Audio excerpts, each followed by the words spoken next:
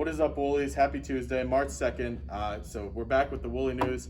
We got a sneak peek of a clip that we did. Me and Ryan interviewed Bryan Morry, the executive director of the Hall of Fame. So we're going to show you my favorite clip of the interview. It's really cool. And yeah, let's go check it out.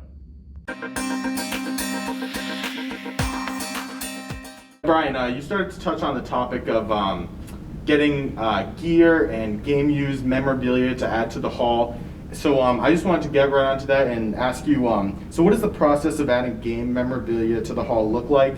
Who makes the decisions on that, and the decision-making process on what goes into the Hall? So typically, after a game, let's just say, Tom Brady passed 70,000 passing yards, and we want to get the ball or his jersey or something from that game. I send in an email right to our equipment manager that night, because one of the keys for us is we want that jersey right off his back. We don't want it. So our equipment manager sends all the jerseys out after every game to be reconditioned. So they get cleaned and reconditioned. If there's any rips or tears, they get mended, so that each week they basically have a jersey that almost looks new. And so we want the jerseys right off their backs, not washed. Any grass stains or markings, we want that on the jersey. And as a great example of that, we have James White's whole uniform from the game-winning touchdown in Super Bowl 51. Yep. I mean, he set a record with 20 points in that game, and he scored the game-winning touchdown. And the way we displayed that was we actually have this wall with White, the winning touchdown, Edelman's catch, and Dante Hightower's strip sack. Yep. And we have a graphic of those plays on the wall, and then we built the artifact cases coming out of the graphics, so they almost look three-dimensional.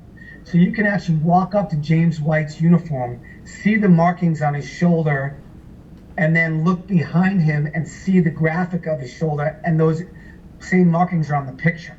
So it adds a level of authenticity for us that I think is really cool. So we always want things as is after a game. And then in a lot of seasons, like last year, before COVID in 2019, our curator will go to the locker room after a game, on the Monday after the game, and say he wants Stephon Gilmore's cleats, he'll just ask him for them. So we go that route as well. After Super Bowl 53, I was down in the locker room. It's kind of awkward, actually. I don't really enjoy that part of it. The players just won the Super Bowl, and here I am. Hey, can I have your cleats? But it's something we have to do to really be able to chronicle Patriots history, and especially years from now when we're telling those stories, and even when I'm no longer on this earth and whoever's in this role can be able to tell those stories. So we really do it for the future as much as the present. Yeah, I mean, some of that stuff is so interesting.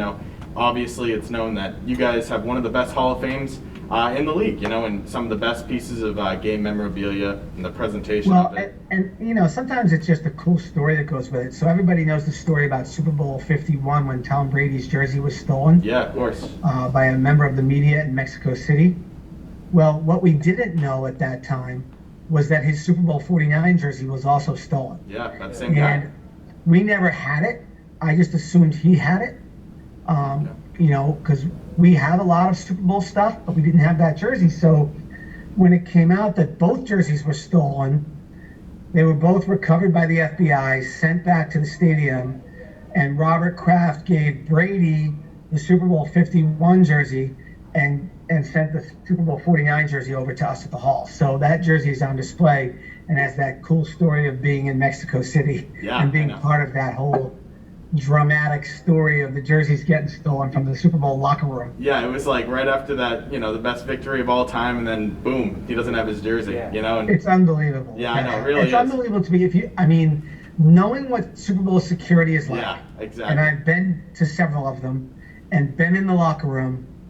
It shocks me that someone would have the guts to even attempt to do that. And Brady obviously knew, even though he hadn't said it, he obviously didn't know where his Super Bowl 49 jersey went. And he put 51 in his bag. Yeah, I know. Came out of the bathroom and it was gone. Yeah, and the same guy had Von Miller's Super Bowl 50 helmet. Right. That's crazy. I This mean, guy was how do you just- walk out of the locker room with a helmet? I know, that's one, like your jersey I can see, you know, stuff it in a bag, and that's Right. what he did, but a helmet, you know, I don't know how But that. you know, pulled those that off. locker rooms are full of people, Yeah. and No one saw it. you know, I guess within the hustle and bustle, you could kind of get away with sneaking a jersey, but I don't know. I still don't know how you do it without someone seeing it. Yeah, especially the two most valuable jerseys Yeah. in, you know, history. Well, I can tell you at Super Bowl 53, there were 2 security guards standing in front of his locker the entire time. I bet you. I can't imagine what the security around there was, right? It was not going to happen again. I know, let's this put it can't that be way. a triple whammy here. Yeah. Man, Joe, what a great interview. He had so many awesome stories. Yeah, I know. Bryan Morry, awesome first guest. That was just one of the clips, guys, but there's so many more topics that we go over, especially one that I think me and Ryan really liked was how to get into the career of getting into sports like he did, his journey and working his way up through the Patriots organization. So if you want to watch the rest of the video, it's about half-hour long video. Great interview. Click right here, and we're going to get the full video out there. So, yeah, hope you watch it and hope you enjoy it.